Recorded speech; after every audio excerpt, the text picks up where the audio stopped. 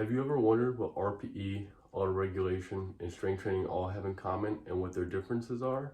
In this video today, I'm going to discuss exactly that and how you can implement them into your next strength training program to get you stronger and more ready for your next sporting endeavor. Stay tuned. Hey, what's going on, everybody? My name is Eric. I'm a strength coach, and today I'll be going over RPE, autoregulation, and how we can implement these into an effective strength training program to help us to build muscle, lean body mass, improve sporting performance, and to help us potentially reduce the risk of injury. So to get started, what is RPE? RPE stands for Rating of Perceived Exertion, and it is a physical activity scale proposed to us through Swedish psychologist Gunnar Borg. So this was a way for us to help us determine how we would go about carrying out physical activity and how we would perceive our level of exertion when compared to whatever activity we're trying to perform throughout the day. Throughout the exercise science realm, we might see that this scale has been shortened a little bit to a 1 to 10 scale. Oftentimes in the powerlifting community or in the fitness community in general, whether that's performing VO2 max tests or physical exercise like lifting weights or anything, we will see that we usually perform this on a 1 to 10 scale.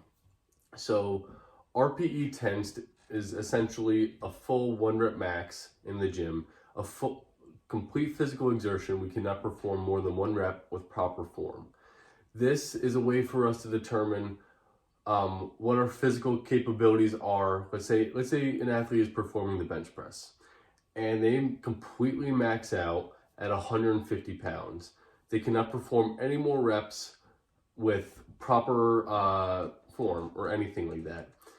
So what we will see is that as the scale goes down from 10 to 9 to 8, we will see that the reps that we can perform at that weight have an inverse relationship, and they will eventually go up.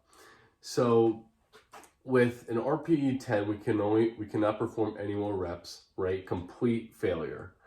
RPE 9, we will see that we can perform potentially 1 more rep with proper form. RPE 8, 2, 7, 3, etc. So how can we use this in building effective strength training programs?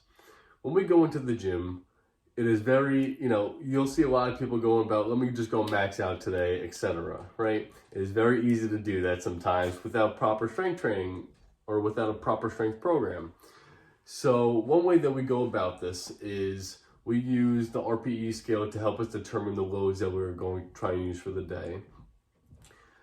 When we go and see, let's say we are building up to 3 sets of 5 at RPE 8. We see that RPE 8 with 1 set of 5 correlates to roughly 86% of a 1 rep max. What we don't want to do to build an effective strength training program is to program 3 sets of 5 at that 85 to 86%, because that will give us roughly a complete maximal effort. Now, unless you're in the final stage of your program, the final week, and you're trying to max out, right? This won't be an effective workout because the stimulus will be so high that it would take us days, possibly a week or 2 or however long to recover from this session when we could be performing more effective volume after this workout. So a more effective way to program for this kind of workload is maybe performing 3 sets of 5 at maybe 75 to 80% of our current 1 rep max. What this will do is it will give us roughly an RPE 8 at that percentage so that we can tack on more volume in the forthcoming weeks, and it will help us to bring positive adaptations to helping us get stronger. Now, let's say if we go into the gym and we can't actually perform 3 sets of 5 at that 80 to 75% workload or range, what can we do? There's another term called autoregulation that's been very popularized in the fitness community, same thing alongside RPE, that is a way to modify our intensity. So if you have an experienced lifter and they know what an absolute complete 100% effort feels like in the gym, we give them an RPE 8 workout, they know what kind of weight that they have to work up to have roughly two reps left in the tank, or 2 reps that they can perform, in reserve to help them, receive the appropriate stimulus that they're trying to achieve that workout. Now, what if you're a new individual and you're just getting started into the gym and you want to begin to use this RPE system in your training program to help you implement it and to, receive positive adaptations from the gym? What you can do is, if you're trying to coach somebody through with this system, is on the first day or so, or first week rather, you can have them perform a maximum intensity lift to set their anchor or set point. What does this mean?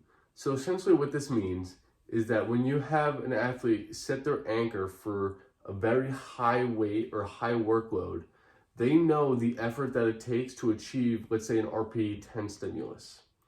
So that when they go and perform workloads with the RPE 8, they know how they should feel physically to perform this kind of work to receive the positive stimulus and adaptation that we are trying to achieve in the gym. But then this begs us to the question, how can we use this to reduce likelihood of injury?